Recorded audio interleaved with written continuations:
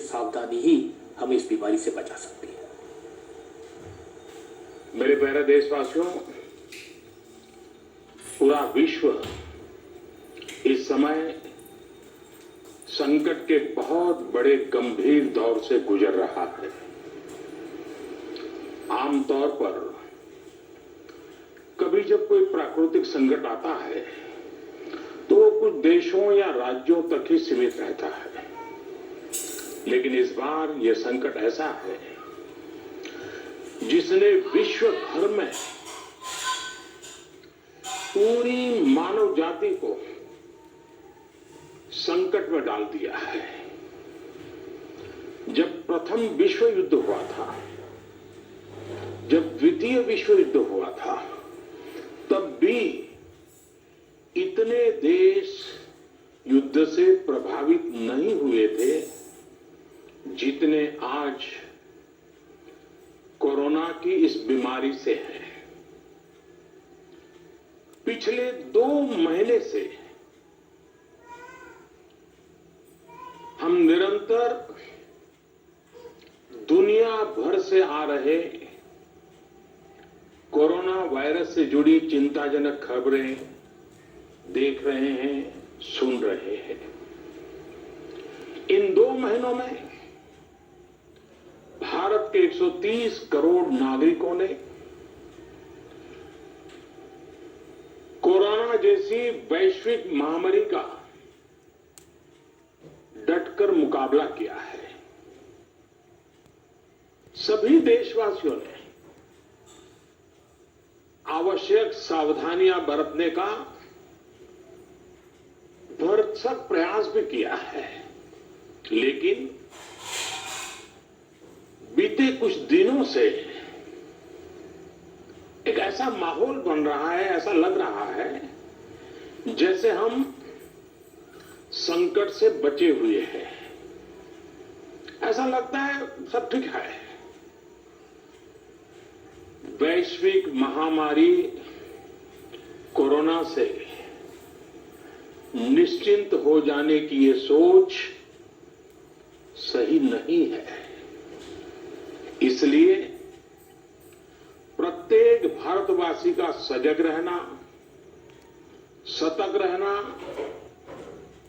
बहुत आवश्यक है। भारत जैसे 130 करोड़ की आबादी वाले देश के सामने, और हम वो देश हैं जो विकास के लिए प्रयत्नशील देश है,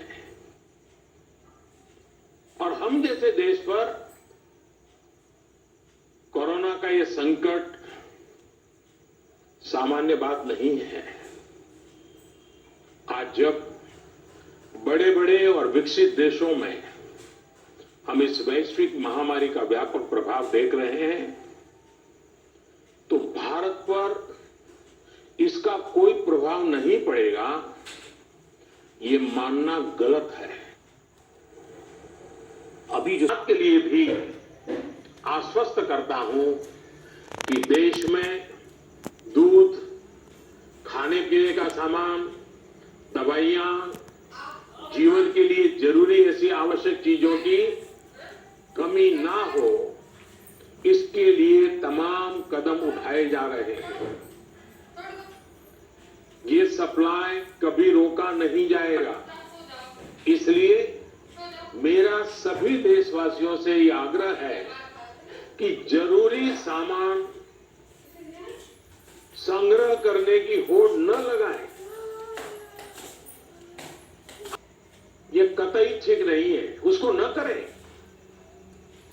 साथियों, पिछले 2 महीनों में 130 करोड़ भारतीयों ने, देश के हर नागरिक ने देश के सामने ये जो संकट आया है, उस संकट को देशवासियों ने अपना संकट माना है।